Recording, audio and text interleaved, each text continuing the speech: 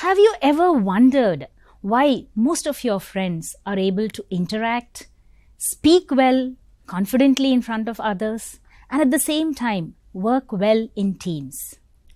How do you think they are different from others? It's all because of this secret superpower, soft skills.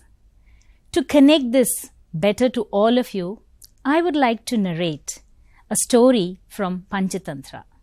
The name of the story is The Monkey and the Crocodile. Once upon a time, there lived a monkey on the river bank, and it was living on a tree which had juicy and delicious fruits. At the same time, there was a crocodile also living in the river.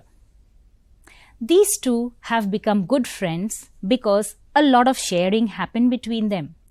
The monkey would always offer the juicy and delicious fruits, and the crocodile would give it rides in the river. So soon they became great friends. Looking at these two friendship, the wife felt very jealous. So one day it tells the husband, I am really not well, and in order to recover from my illness, I must eat the monkey's heart. And so she said, please bring it to me if you really love me. Poor crocodile was in a big dilemma. Caught between love and friendship, it didn't know what to do. For a very long time, it went on thinking. But finally, love has overpowered his thoughts. So he decides and then goes to his friend. As usual, he offers him a ride in the river. Not knowing anything, the monkey just goes in a very happy and an excited manner. Halfway through, he tells the truth.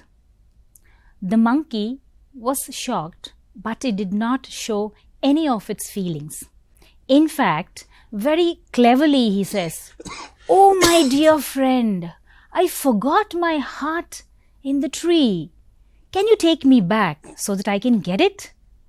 The poor crocodile believed it to be true, and then back to the shore both of them headed. The moment the monkey reached the shore, it jumped onto the tree for its safety. So from this story, what can we infer, students?